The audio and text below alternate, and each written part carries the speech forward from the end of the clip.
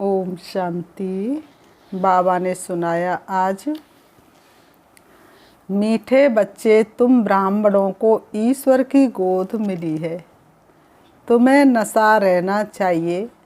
बाप ने इस तन द्वारा हमें अपना बनाया है। किस तन द्वारा? ब्रह्मा बाबा के तन के द्वारा। प्रश्न है, बाप ने कौन सा दिव्य कर्तव्य किया है जिस कारण उनकी इतनी महिमा गाई हुई है? उत्तर, पतितों को पावन बनाना, सभी मनुष्यों को माया रावण की जंजीरों से छुड़ाना। ये दिव्य कर्तव्य एक बाप ही करते हैं और कोई मनुष्य मात्र ये दिव्य कर्तव्य कर नहीं सकता। बेहद के बाप से ही बेहद सुख का वर्षा मिलता है, जो फिर आधा कल्प तक चलता है। आधा कल्प कोई भी पुरुषार्थ करने की जरूरत नहीं। सतयुग में है गोल्डन जुबली, त्रेता में है सिल्वर जुबली। वह सतो प्रधान, वह सतो। सतयुग सतो प्रधान और त्रेता सतो। दोनों को ही सुखधाम कहा जाता है। ऐसे सुखधाम की स्थापना बाप ने ही की है, इसलिए उनकी महिमा गाई जाती है। गीत है, इंसाफ का मंदिर है ये, भगवान का दर है। कहना है जो कह ले, तुझे किस बात का डर है। और कोई तो दुनिया में इंसाफ का घर और इंसाफ का दर नहीं है। ओम शांति। बाप और दादा मिल करके बच्चों को समझाते हैं। बाप भी समझाते हैं तो दादा भी समझाते हैं। कभी बाप समझाते हैं, कभी दादा भी समझाते हैं, क्योंकि ये शरीर दादा का भी घर है और बाबा का भी घर है। परमपिता परमात्मा तो रहते हैं परम धाम में। जरूर कोई समय में उनका ये भारत ही घर होता है, तब तो शिवरात्रि मनाई जाती है। किसी भी महान पुरुष की जयंती मनाते हैं, जन्मदिन मनाते हैं, तो ज़रूर वह आए हैं, कुछ करके गए हैं। तो शिव जयंती मनाते हैं, शिवरात्रि मनाते हैं, तो ज़रूर शिव आकर के कुछ करके गए हैं, इसलिए तो मनाते हैं। शिव के बहुत मंदिर भी हैं, तो सिद्ध होता है कि भारत खंड में ही उनका आना होता है। पतित को पावन बनाने व सभी मनुष्यों को माया रावण की जंजीरों से छुड़ाने, क्योंकि अब रावण का राज्य है। क्योंकि सारी दुनिया पर अब रावण का राज्य है। हर मन पर रावण का राज्य है, हर घर पर रावण का राज्य है। रावण को जलाते भी भारत में है। शिवरात्रि और कृष्ण जयंती भी मनाते हैं। शिवरात्रि और कृष्ण जयंती भी भारत में ही मनाते हैं। रावण का राज्य भी आधा कल्प चलता है। फिर बाप आते हैं पतितों को पावन बनाने। बस एक ही बार पावन बना देते, फिर आते ही नहीं हैं। शिव बाबा एक ही बार पावन बना देते, फिर उन्हें आधा कल्प तक है, पौना कल्प तक आने की ज़रूरत ही नहीं पड़ती। कोई भी माँ बाप के बच्चे सुखी रहते हैं जब तक, तब तक माँ बाप को उनको याद करने की ज़रूरत नहीं। जैसे बच्चे दुखी होते तो घड़ी घड़ी उनकी याद आने लगती है। बाप का नाम भारत में प्रसिद्ध है। जरूर कोई दिव्य कर्तव्य किया है, तब तो उनका नाम है। मनुष्य मनुष्य को तो पावन बना न सके। पतित पावन एक ही बाप को कहा जाता है। स्वर्ग नरक ये नाम भी भारत पर ही पड़ा है। बाबा ने कहा स्वर्ग और नरक ये नाम भी भारत पर ही पड़ा है। भारत 5000 वर्ष पहले स्वर्ग था। ये 5000 वर्ष की कहानी भारत पर ही है। उनको परिस्तान भी कहा जाता है, अर्थात परियों का स्थान। तो जरूर बाप से वर्षा मिला है। बाप अक्षर बहुत मीठा लगता है। बाप अक्षर कितना मीठा है, बाप से ज़्यादा अक्षर मीठा और कोई होता नहीं। उनसे ही बेहद सुख का वर्षा मिलता है, जो सुख आधा कल्प चलता है, जिसकी गोल्डन जुबली सिल्वर जुबली मनाते हैं। सतयुग को गोल्डन जुबली, त्रेता को सिल्वर जुबली कहते हैं। सतयुग सोने की दुनिया, हर किसी का तन, हर किसी का मन, हर किसी का धन सोने जैसा पवित्र होता है। व्यक्ति जब दुनिया से, आत्मा जब शरीर छोड़ देती है और व्यक्ति की अर्थी सजाई जाती है तो मुंह में क्या डाला जाता? सोना, अर्थात सच रहना, सच बन के जाना। लेकिन वास्तव में आज तक ये क्यों परंपरा चली आ रही? सतयुग में हर किसी का तन मन धन पवित्र होता है, सोने जैसा प्योर होता है, इसलिए आज तक मुंह में सोना डालते हैं। तो बाबा ने कहा वह सतो प्रधान, वह सतो प्रधान। सतयुग तो संपूर्ण सतो प्रधान और वह सतो, दोनों को मिलाकर सुखधाम कहा जाता है। दोनों युग क्या है? सुखधाम। नंबर 1 है सूर्यवंशी, सेकंड नंबर चंद्रवंशी। बाप जब इस भारत खंड में आते तो भारत को पावन बनाते हैं। फिर जब भक्ति शुरू होती है तो कलाएं कम होती चली जाती हैं। भक्ति करते जाते अटूट और कलाएं फिर भी कम होती जाती, क्योंकि शरीर से भक्ति कर रहे आत्मा की बैटरी तो दिन प्रतिदिन खत्म होती चली जा रही है। झाड़ जड़ जड़ी भूत तमो प्रधान बन जाता है। सब भक्त बन जाते हैं। साधु भी साधना करते हैं बाप को पाने के लिए, अर्थात मुक्ति जीवन मुक्ति धाम में जाने के लिए। आधा कल्प भक्ति करते हैं बाप को पाने के लिए। जब वह समय पूरा होता है तो फिर बाप आता है भक्तों को सुखी बनाने। सतयुग में तो सुख शांति, सतयुग में तो सुख शांति संपत्ति सब थी, किसी भी चीज़ की कोई कमी नहीं थी। वहाँ कभी अकाल मृत्यु नहीं होती है, कभी रोते पीटते नहीं। सतयुग त्रेता में कभी अकाल मृत्यु नहीं होती और कभी रोते पीटते नहीं है। ये कौन समझाते हैं? उन्होंने कहा ये सारी बातें कौन समझाते हैं? जो जन्म मरण रहित है, जो सुख दुख रहित है। बेहद का बाप, उनका नाम भी चाहिए ना। कलयुग में है ही अंधियारा। कलयुग में चारों तरफ अंधकार ही अंधकार है। भक्ति करते रहते, ठोकरें खाते रहते, भगवान को जानते ही नहीं। भक्ति मार्ग की ठोकरें खाते रहते हैं, कभी यहाँ ढूंढेंगे कभी वहाँ ढूंढेंगे। वास्तव में इन सब में भगवान बैठा थोड़ी नहीं है, वो तो पार ब्रह्म परमेश्वर है। स्वर्ग में तो दुख की बात होती नहीं, सब सुखी रहते हैं, इसलिए भगवान को पुकारते नहीं। सतयुग को सुखधाम, कलयुग को दुखधाम कहा जाता है। बलवाचारी वैष्णव लोग समझते हैं कि सतयुग में लक्ष्मी नारायण का राज्य था, यथा राजा रानी तथा प्रजा सभी सुखी थे, उसको गोल्डन एज कहा जाता है। सतयुग से लेकर जो चक्र में आते उनके ही 84 जन्म होंगे।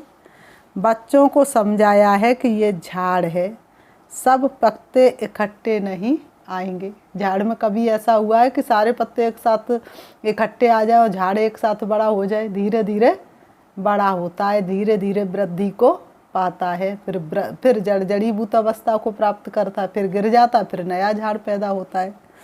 सतयुग में एक ही सनातन देवी देवता धर्म था, उनको हिंदू नहीं कहेंगे। देवी देवताएं तो सर्वगुण संपन्न 16 कला संपूर्ण गाए जाते हैं। देवता क्या थे? सर्वगुण संपन्न, 16 कला संपूर्ण निर्विकारी। जो उनके पुजारी हैं तो वह जरूर उसी धर्म के होने चाहिए। कौन से धर्म के होने चाहिए? आदि सनातन देवी देवता धर्म के होने चाहिए। क्रिश्चियन क्राइस्ट को याद करते तो उस धर्म के है ना। और जो देवी देवता धर्म के, देवी देवताओं के पुजारी हैं तो वो किस धर्म के होने चाहिए? देवी देवता धर्म के। लेकिन अपने को हिंदू क्यों कहलाते हैं? क्योंकि दिव्य गुण एक भी है नहीं। फिर भारतवासियों ने अपने देवी देवता धर्म का नाम क्यों गुम कर दिया है? तुम जानते हो, हम सो देवता थे, हम ही जन्म मरण में आते हैं। हम सो देवता छत्री बनते हैं, जन्म मरण में आते देवता से छत्री, और छत्री से फिर वैश्य शूद्र बन जाते हैं। 84 जन्म लेते लेते अंत में आकर पूरे शूद्र बनते हैं। शूद्र से फिर बाबा आकर के ब्राह्मण बनाता है। शूद्र से फिर ब्राह्मण बनना पड़े। ब्राह्मण बनते हैं ब्रह्मा की औलाद। सभी आत्माएं वास्तव में शिव की औलाद तो है ही। सारा विश्व किसका है? शिव बाबा का। लेकिन धरती पर आए हुए भगवान को सब नहीं पहचान सकते, कोटों में कोई ही पहचानता है। वैद है बेहद का बाप, उनको परमपिता परमात्मा ओ गॉड फादर अथवा हेवनली गॉड फादर कहा जाता है। स्वर्ग को स्थापन करने वाला पिता कहा जाता है। वह है स्वर्ग का रचयिता। अब बुद्धि से बच्चों को काम लेना है।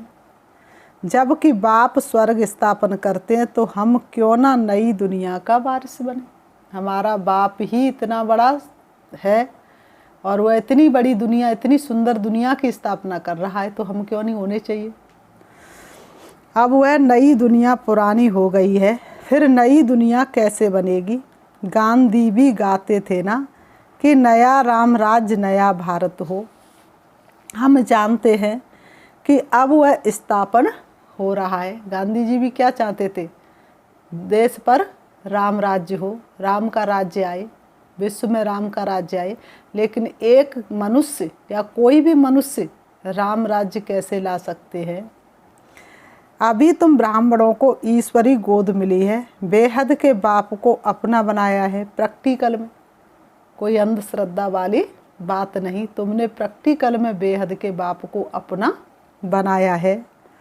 ऐसे तो सब कहते रहते ओ गॉड फादर रहम करो, परंतु इस समय बाप ने आकर इस तन द्वारा तुमको अपना बनाया है। वह कलयुगी ब्राह्मण है, कुक की संतान। हम हैं ब्रह्मा मुख वंशावली। प्रजापिता ब्रह्मा ठहरा तब तो इतने बच्चे पैदा करेंगे ना। तो ये है मुख वंशावली। परमपिता परमात्मा ने हम सभी को एडॉप्ट किया है। ब्रह्मा मुख द्वारा तो गोया माता भी हो गई। तुम मात पिता, हम बालक तेरे, तेरी कृपा से सुख घनेरे। ओ बाबा, आपने हमको ब्रह्मा मुख द्वारा अपना बनाया है। ब्रह्मा के मुख के द्वारा ज्ञान सुना करके शिव बाबा ने हमको अपना बनाया है। ये भी समझने की बातें हैं। उन्होंने कहा ये सब समझने की बातें हैं।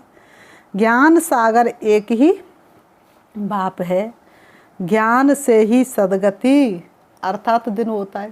तुम्हारे मन के सारे अंधकार दूर हो गए। अभी तक तो कितनी अंधश्रद्धा में थे।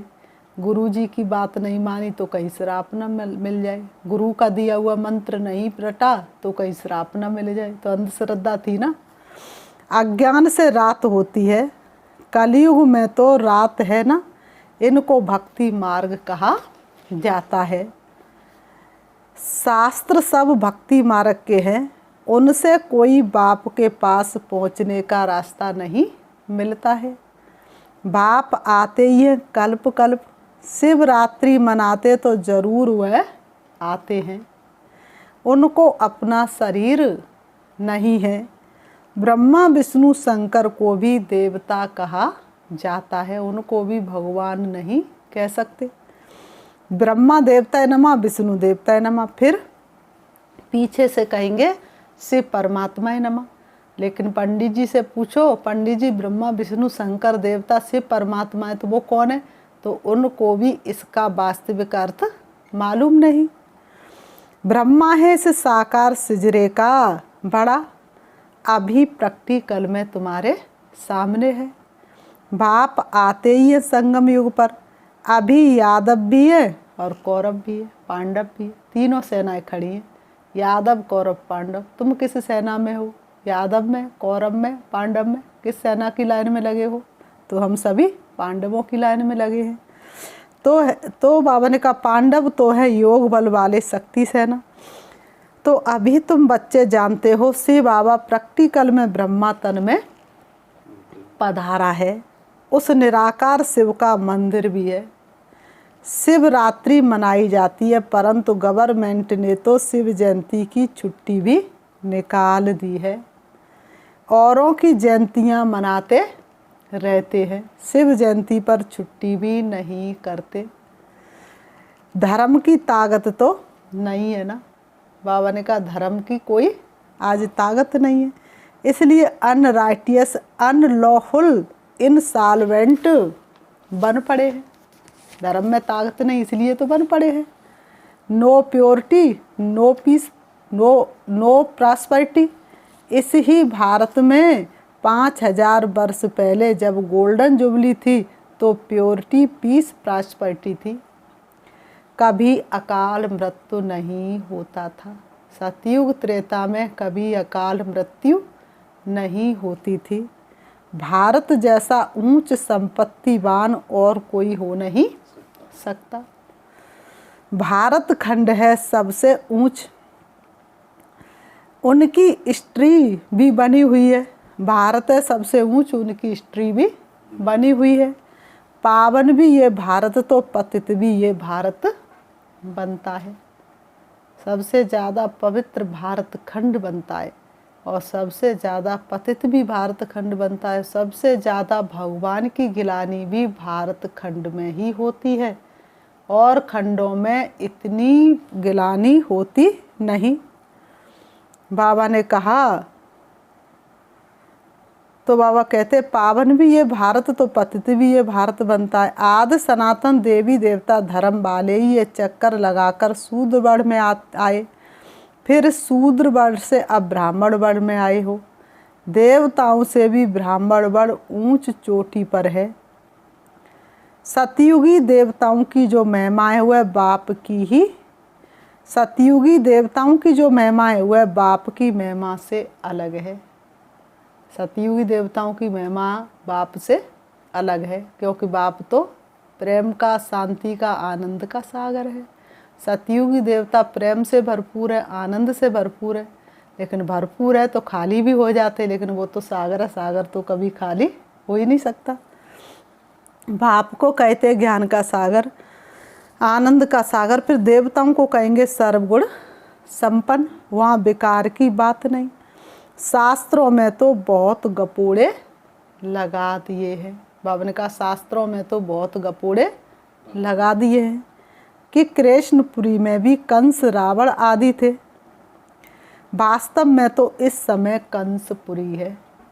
अब देखो कलयुग में पूरी तरह से कंसपुरी है, फिर सतयुग में होगी कृष्णपुरी। यह है संगम, इसलिए ही उन्होंने कंस, जरासंधी, रावण आदि को सतयुगी देवताओं से मिला दिया है। जब हम सभी सतयुगी देवता बनने का पुरुषार्थ कर रहे हैं तो कंस जैसे स्वभाव संस्कार वाले, जरासंधी जैसे स्वभाव संस्कार वाले, अर्थात हमारा ही स्वभाव कंस और जरासंधी जैसा हो गया था, तो क्या हो रहा है, हम संपूर्ण बनने जाते और वही स्वभाव संस्कार बार बार हमारे सामने आ जाते हैं। ये है ही आसुरी रावण संप्रदाय। अभी तुम ईश्वरी संप्रदाय बने हो। ईश्वरी गोद में आकर पवित्र बन फिर 21 जन्मों के लिए देवी गोद में जाते हो। 8 जन्म देवी गोद, फिर 12 जन्म क्षत्रिय गोद। भारत में ये गाया हुआ है कि कन्या वह जो 21 कुलों का उद्धार करे। कौन सी कन्या? जो भगवान के ऊपर कुर्बानी दे, भगवान के कार्य के लिए समर्पित हो जाए, वही तो 21 जन्मों का कितनी आत्माओं का उद्धार कर देती है। सो तुम ही वो कुमारियाँ हो। अभी तुम हो ईश्वरी कुल के, दादा है शिव बाबा, बाप है ब्रह्मा। तुम हो ब्रह्मा कुमार कुमारियाँ। वर्षा उस बेहद के बाप से मिलता है, देने वाला वह बाप है। वह तो निराकार है। वह राजयोग अब कैसे सिखलावे। नर से नारायण बनाने के लिए जरूर साकार शरीर चाहिए। ऊपर से तो बोलेगा नहीं। तो इस पतित तन में आते हैं जिसने 84 जन्म लिए हैं। ये बड़े से बड़ी यूनिवर्सिटी है। इतनी ऊंची पढ़ाई किसी यूनिवर्सिटी में हो नहीं सकती। हद की हिस्ट्री ज्योग्राफी बताएंगे, लेकिन इतनी ऊंची पढ़ाई तो कोई पढ़ा ही नहीं सकता।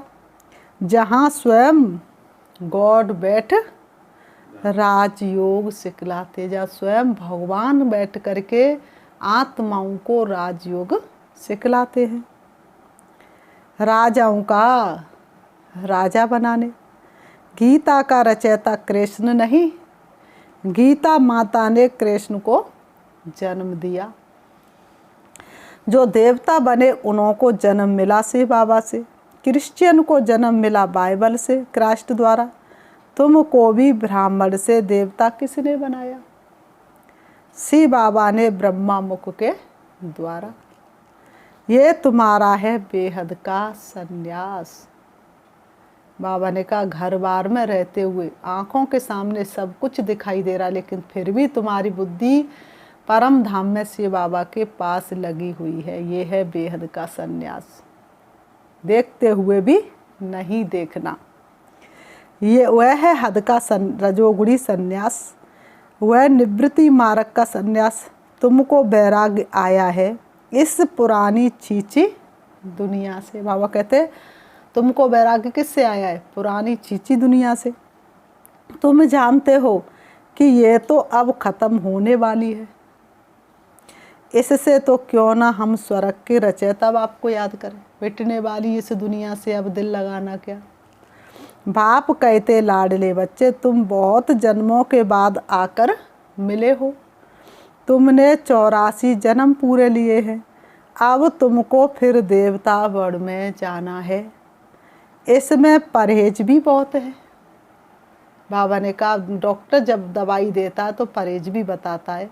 अगर परहेज नहीं करेंगे तो डॉक्टर की दवाई काम नहीं आएगी। तो इसमें परहेज भी बहुत है। अशुद्ध चीज़ खा न सके। बाप कहते मैं संगम पर आता ही हूँ मूत पलीती कपड़ों को पावन बनाने। अब मौत सामने खड़ा है। यादव कौरव और पांडव भी है तो जरूर पांडव पति भी होगा।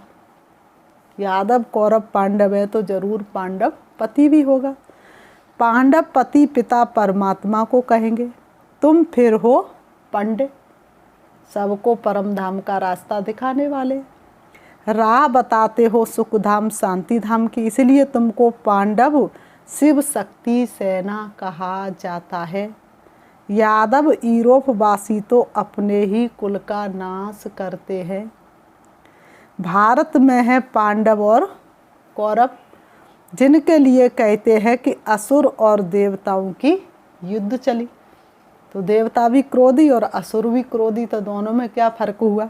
वास्तव में असुर और देवताओं की युद्ध कोई सतयुग में नहीं, इसी समय चलता है। तुम अभी तो देवता नहीं हो, बनना है। बाबा ने कहा अभी तो तुम देवता नहीं बने हो ना, तुम्हें देवता बनना है। श्रीमत से तुम स्वर्ग के मालिक बनते हो। बाप की इतनी ऊंची श्रेष्ठ मत है जिसके द्वारा तुम स्वर्ग के मालिक बन जाते हो। बाकी सबकी है आसुरी मत। बाबा कहते बाकी सबकी है आसुरी मत। आधा कल्प रावण की मत चलती है। अभी तो सारी दुनिया तमो प्रधान है। कलयुग बैठा मार कुंडली जाऊं तो मैं कहाँ जाऊं। अब हर घर में रावण बैठे, इतने राम कहाँ से लाऊं। उस समय तो रामायण में तो एक राम एक रावण दिखाया, लेकिन वास्तव में इस समय तो घर घर में रावण है। तो राम और रावण का युद्ध नहीं हुआ। इस समय रावण का युद्ध किससे? तुम सबसे चल रहा है। अभी तो सारी दुनिया तमो प्रधान है। ये है रुद्र ज्ञान यज्ञ जहाँ बाप बैठ राजयोग सिखलाते हैं। जब राजाई स्थापन हो जाती है तो ये विनाश ज्वाला प्रज्वलित होती है। ये ज्ञान प्रायः लोप हो जाता है। जैसे ही तुम सतयुग में पहुँचते हो फिर ये ज्ञान प्रायः लोप हो जाता है।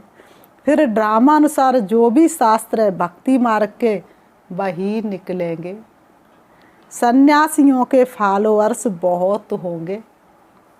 सभी पाप धोने गंगा पर जाते हैं। आज तो क्या है, इतनी तमो प्रधानता हो गई, 5 सदस्य गए गंगा जी में नहाने, 5 ही डूब गए। तो वास्तव में गंगा से पाप धुल ही नहीं सकते। शरीर को धुल लिया, आत्मा तो धुल ही नहीं सकती। अब गंगा नदी तो किसी को पावन कर नहीं सकती, वह तो पानी के सागर से निकली हुई है। ज्ञान गंगाएं तुम हो जो ज्ञान सागर से निकली हो। बाबा कहते ज्ञान गंगाएं तुम हो जो ज्ञान सागर से निकली हो।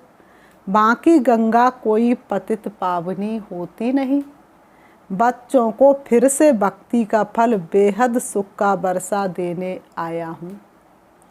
जो बाप से आकर पढ़ेंगे वही स्वर्ग में आएंगे, नहीं पढ़ेंगे तो कैसे आएंगे। पढ़ाई नहीं की तो डॉक्टर का पद कैसे मिल सकता है। तो ये है ईश्वरी पढ़ाई। बाकी सब अपने अपने सेक्शन में चले जाएंगे, बैठे रहेंगे आधा कल्प तक। इस ड्रामा चक्र को भी समझना है। बाबा ने कहा इस ड्रामा के चक्र को भी अर्थात रीति समझना है कि कैसे ये एक्यूरेट बड़ा बना हुआ ड्रामा है। चक्र को जानने से तुम चक्रवर्ती राजा बनते हो। गवर्नमेंट ने भी चक्र निकाला है। बाबा ने कहा गवर्नमेंट ने भी चक्र निकाला है। 3 शेर दिखाकर फिर नीचे लिखते हैं सत्यमेव जयते। अब शिव बाबा तुम सब पार्वतियों को आकर अमर कथा सुना रहे हैं, अमरपुरी का मालिक बनाने। इसको ही सत्यनारायण की कथा व अमर कथा कहा जाता। यही वो सत्यनारायण की सच्ची सच्ची कथा अमर कथा है। ये कथा एक ही बार सुनकर तुम स्वर्ग के मालिक बनते हो। एक ही बार सुनने से स्वर्ग के मालिक बन जाते हो। बाकी सब हैं दंत कथा है। फिर बाबा ने कहा अच्छा, मीठे मीठे सिकीलते बच्चों प्रति माता पिता बाप दादा का याद प्यार और गुड मॉर्निंग। रूहानी बाप की रूहानी बच्चों को नमस्ते। हम रूहानी बच्चों की नी बाप दादा को याद प्यार और नमस्ते नमस्ते नमस्ते नमस्ते। धारणा के लिए मुख्य सार नंबर 1, देवता वर्ण में जाने के लिए भोजन की बहुत परहेज रखनी है। जैसा अन्न वैसा मन, ना हो ये हो नहीं सकता। कोई भी अशुद्ध चीज़ नहीं खानी है। बाबा ने कहा कोई भी अशुद्ध चीज़ नहीं खानी है। नंबर 2, इस पुरानी छींची दुनिया जो कि अब ख़त्म होने वाली है, अब ज़्यादा चलने वाली नहीं है, इससे बेहद का वैराग्य रख स्वर्ग के रचयिता बाप को याद करना है। वरदान, अपनी शक्तियों व गुणों द्वारा निर्बल को शक्तिवान बनाने वाले श्रेष्ठ दानी व सहयोगी भव। अपनी शक्तियों व गुणों द्वारा निर्बल को शक्तिवान बनाने वाले श्रेष्ठ दानी व सहयोगी भव। स्पष्टीकरण है, श्रेष्ठ स्थिति वाले सपूत बच्चों की सर्व शक्तियाँ और सर्वगुण समय प्रमाण सदा सहयोगी रहते हैं। उनकी सेवा का विशेष स्वरूप है बाप द्वारा प्राप्त गुणों और शक्तियों का अज्ञानी आत्माओं को दान और ब्राह्मण आत्माओं को सहयोग देना। अज्ञानी आत्माओं को दान देना और ब्राह्मण आत्माओं को सहयोग देना। निर्मल को शक्तिवान बनाना, यही श्रेष्ठ दान व सहयोग है। बाबा ने कहा यही श्रेष्ठ दान है और यही सहयोग है। जैसे वाणी द्वारा व मनसा द्वारा सेवा करते हो, ऐसे प्राप्त हुए गुणों और शक्तियों का सहयोग अन्य आत्माओं को दो, प्राप्ति कराओ।